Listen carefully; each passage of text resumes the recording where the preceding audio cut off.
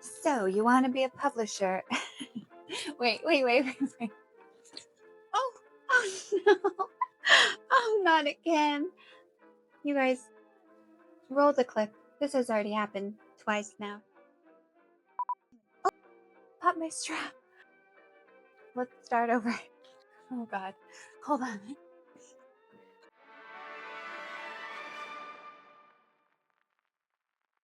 Something crazy happened, and I have to tell you really quickly.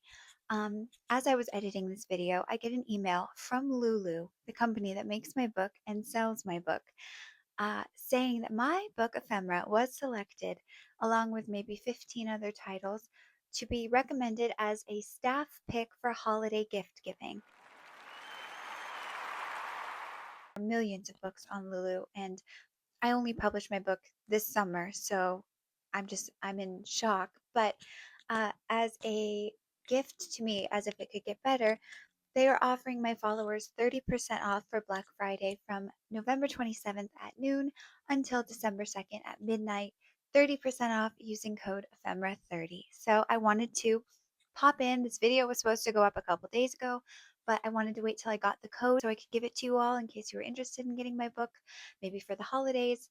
If you are, just remember, Lulu, it takes about 2 weeks to get the copy of the book because they have to print it first. So I just wanted to let you know again that is November 27th at noon until December 2nd at midnight, but 30% off using code Ephemera30. Thank you so much, Lulu. Video is not sponsored by Lulu, but I'm so very honored, and I think this was perfect timing with this video coming out. So on with the video. Thank you guys. Love you. Bye.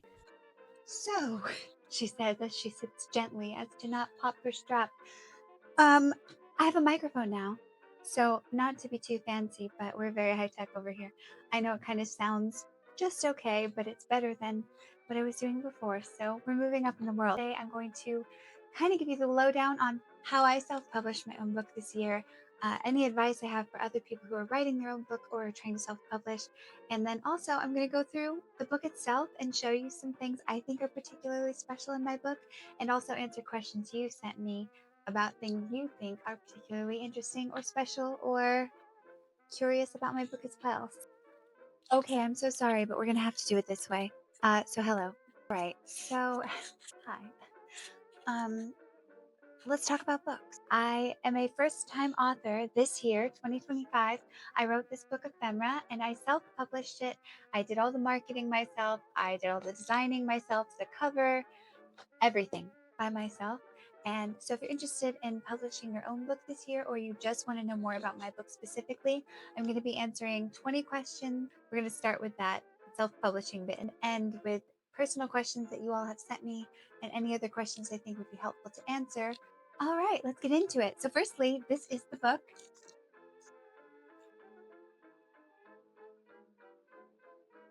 It is 212 pages. It is hardcover, as you can see. It's got gold embossing. It has a dust jacket. A lot of the work that I did in this book, you could, if you have very creative friends, or if you have like a Fiverr account or something, I'm sure you can find people to help you. You don't have to do everything yourself the way I did. I self-published my book on lulu.com. In the world of self-publishing, there's a lot of options. Big ones are Amazon, KDP, Ingram Spark, Lulu, and I think there's another one. Some people might be wondering, why would you want to self-publish? And for me, I just thought I have a very specific idea that's very niche, and I have no real publication of anything under my belt beyond, my social media, things like that. So for me, honestly, self-publishing was great because no one could tell me no, and I could just make what I want to make. I find, as a creative, and you'll probably relate to this, a lot of times when we try to explain our vision to somebody who doesn't see it, it doesn't always come out sounding as wonderful as we know it could be in our head. So for my book, I just knew, one, I had a better chance of getting it published if I just did it myself, and two, I had a better chance of it looking how I wanted to look if I just published it myself. And I'm pretty happy with it. I think there are a few cosmetic things I would like to improve, but they weren't options. So that's the other thing you got to remember. In self publishing, you are a bit more limited as opposed to working with like a big publishing house. But everybody has to start somewhere, and so start.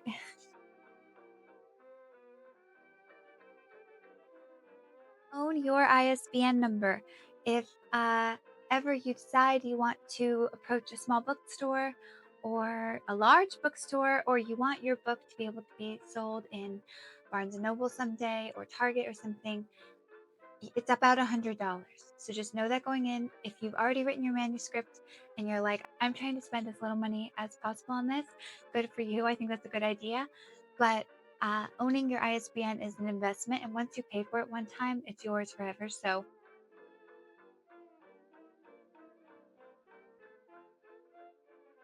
the question I am asked most frequently is actually, what does ephemera mean?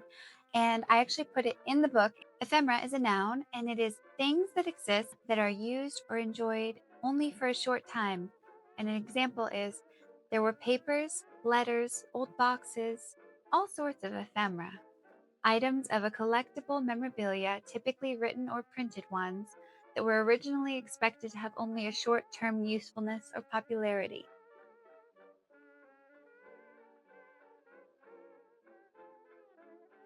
So really, it's all the little precious pieces of junk you collect around your house, like cocktail napkins from fun birthday dinners, or receipts where a cute person put their phone number down, matchbooks you stole from a hotel. Ephemera, little wonderful things that mean nothing, that mean everything.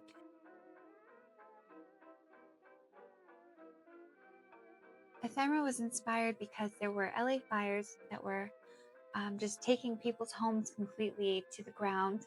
Also, my online platforms at the time were all being attacked. So I was really focused on this idea of loss. And so for me, I was able to channel that fear of loss into making something physical and concrete that that left a physical mark, as opposed to just being an online digital space. It was a way for me to bring a little bit of me out of limbo in a way and into the physical, and leave a trace of myself. It felt like a place to keep things that matter to me really safe. When I was writing the book, I started using a typewriter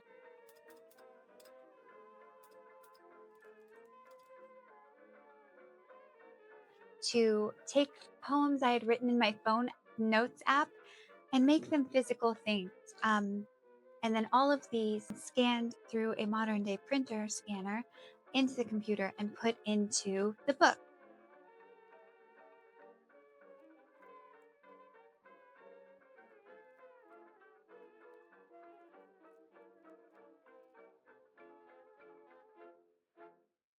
Inside the book, it is a lot of poetry. I wouldn't call myself a poet. I think I have a lot of learning to do before I could call myself that. But I do think I have a poetic way of looking at things, and I am very sensitive.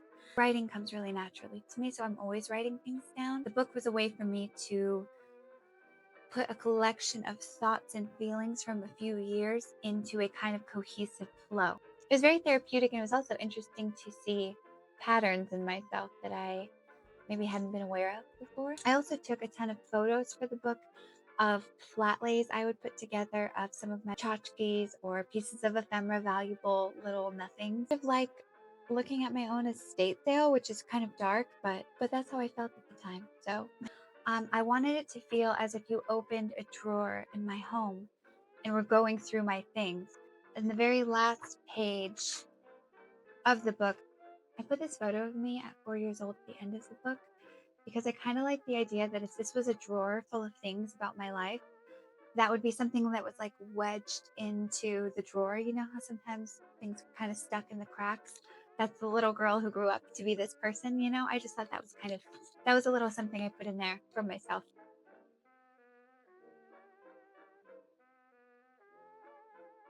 I love mixed media. The I Spy books I used to constantly check out from the library as a kid.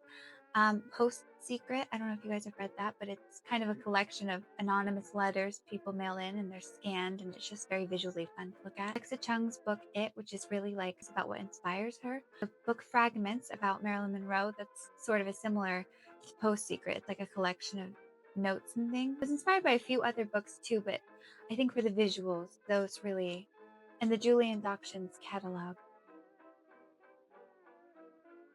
One of the fun things about self-publishing your own book is you can put things in that on the surface seem to have no real necessary value, but because you're making it for yourself, um, you can do whatever you want.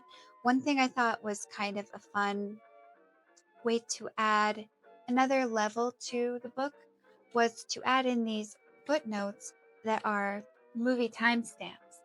And I've been asked about these, and I plan to post on Instagram and TikTok about what each timestamp is so that you guys, if you don't have access to these films specifically, you can still know what they are.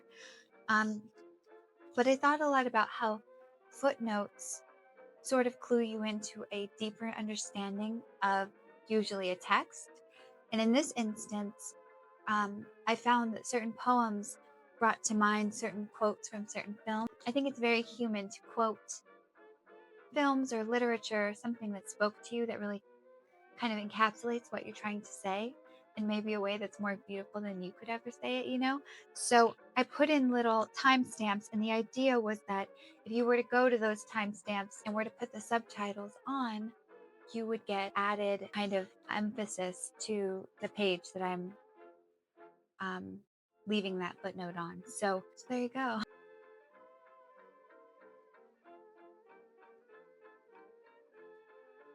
Now, when I wrote this book, a lot of these pages that were in there were really from my diaries, my journal.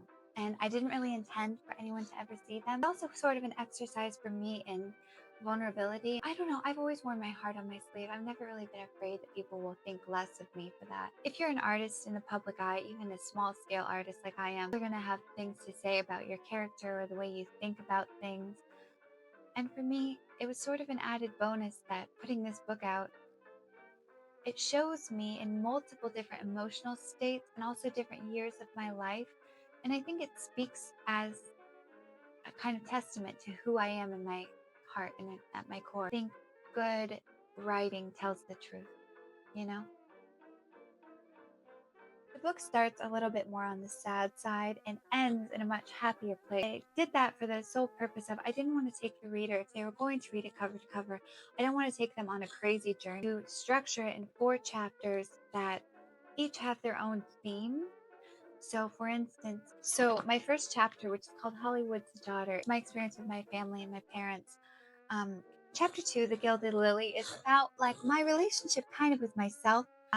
Chapter 3, Behind the Velvet Curtain, is all the things that really make life worth living for me. And chapter 4 is the shortest, but it's Kisses and Tears. That is about romance and love. Each of these chapter names also holds quite a lot of significance to me. So I love detail, and I packed this book with things that are significant to me. It's as personal to me as possible. So just know that going into it.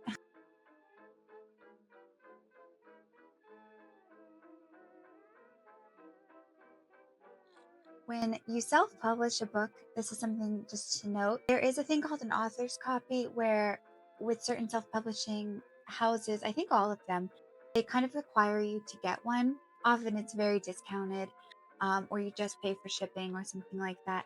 But mental note, if you're going to be self-publishing, you're like, well, I don't know how it's going to look. I want to see the print. Just know that at some point in the process, it's going to prompt you to buy a copy. I bought like 7 because part of what was really difficult for me when I was making Ephemera was that every single page is a photograph, and that comes with a lot of formatting issues, a lot of ink issues, a lot of quality resolution issues, a lot of things there. So I had to learn all about my scanner. I had to learn all about resolutions and ink quality and all kinds of not glamorous, very boring things. Finally get a copy that really captured the essence. A lot of people kept saying to me, well, why does it have to be a scan? Like, why can't you just type out what you wanted to say in the book? For me, the idea of Ephemera, the book itself, was physical media first, physical photos of the physical writing in the physical book, what it actually looked like when I wrote these things. Like, it's crazy. Obviously, with the typewriter I used, if you have the book, you know, it has a broken gear, so the ribbon doesn't spin. So I had to by hand spin the ribbons, and sometimes I'd forget, or there'd be a typo, and I have to cross things out. To me, that's the entire essence of the book. The physical, the human, the messy, the mistake, the way our physical objects and the way we interact with them say something about us. That's kind of the essence of the book. So I had a lot of issues, long story short, I had a lot of issues getting the copy just right.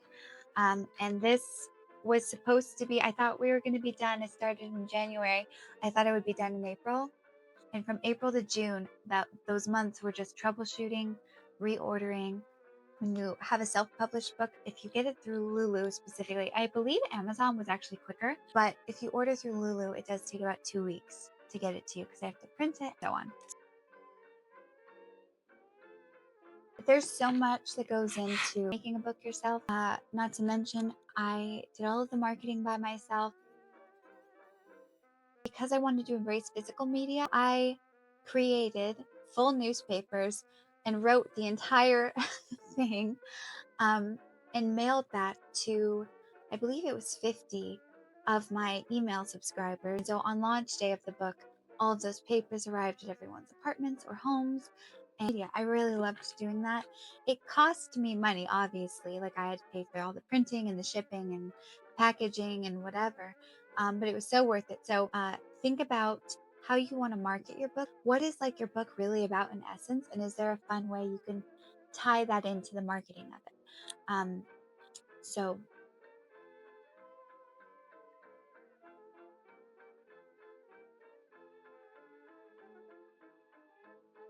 I was sitting outside under a tree on a busy street. It was raining, and there was this water bottle in the road. Cars kept running over it, and it was making the most terrible noise. It's one of those plastic water bottles. And between the sounds of the rain and the tires and the way it kept getting squished, it almost sort of looked like it was in pain. It kept getting bounced as if it almost looked like it was trying to get away, and then it would get kind of run over again. And I think in that moment, I just really identified with it, which says something about me, I'm sure. There was just a part of me that felt like I had been that water bottle for a lot of my life, kind of stuck on a busy road with no way to get out, and just kind of being trampled and left helpless. I just felt like that's me, you know? The same person asked, "What made you write page 27? Was it based on a past or a present feeling?" I just always felt like if maybe I was helpful enough, or if I stayed out of the way enough, or if I just, didn't rock the boat, maybe everything would be okay. I think it's a classic story. And there was sort of this feeling of, my goodness will not save me from bad people.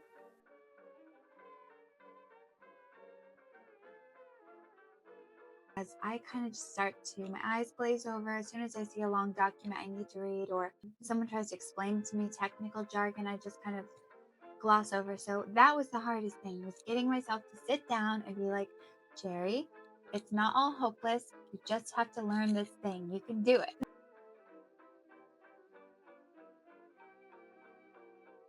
I haven't bought it yet, but what is your favorite thing about it?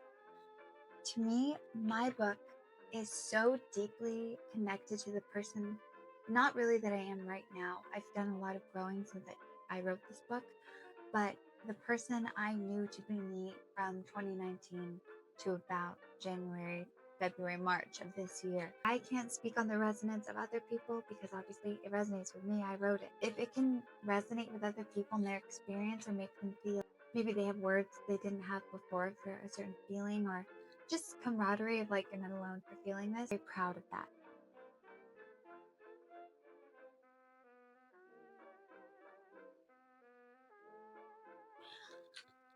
And that's really hard. There's a lot, but I have here, I love the photo pages.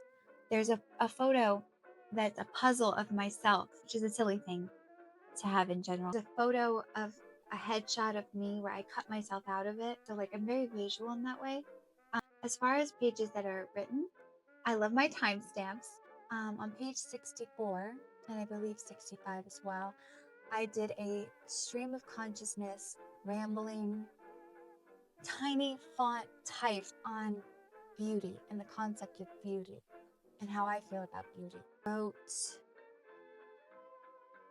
pages 90 and 91. Those are both pages that are about pushing yourself and fighting through hard times because you know something on the other side is worth it. I write about that a lot, I've noticed. And the other one I wrote is page 126, which is a poem where I am comparing myself to a flower, which is not very clever.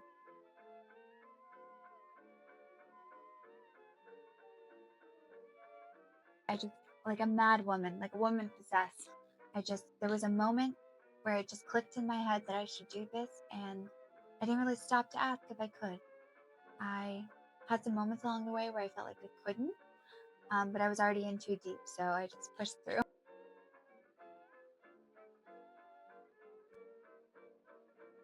This is a question that sounds like a self-promotion question, but I swear it was sent to me. Where can I get a copy?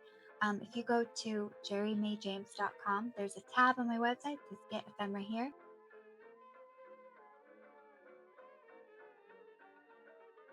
Question is, how long are the chapters? All right, so Hollywood's Daughter is on page 1, and Gilded Lily is on page 41, so 40 pages. But then the Gilded Lily to Behind the Velvet Curtain goes from page 41 to page 118. And then from Behind the Velvet Curtain to Kisses and Tears, it goes from 118 to 171. And I know you're probably like, wait, Jeri, didn't you say there's 212 pages? Well, there are, because those are just the numbered pages. And then we have the back of the book, which is my acknowledgement page, my About the Author page, more photos as if you're kind of going through the drawers, you know. And of course, in the beginning, this was something I thought more books need to have. I did put a section where you can put your name in it.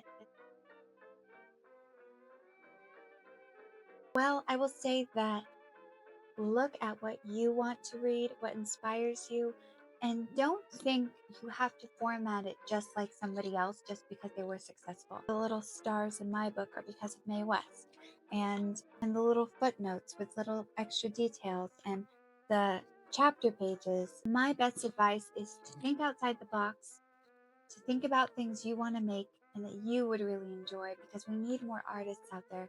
There are enough people doing copies of copies of copies, but if you can make something that's really your own and really special, it just will mean so much more to you when people say, hey, I really enjoyed that. So I hope that this video has been helpful. Thank you all so much for the love and support on the book, between the promo video here on YouTube, the teaser video I made, all of you who subscribed to get the newspapers, all of those that have left reviews. Yeah, and I hope this answered some of your questions.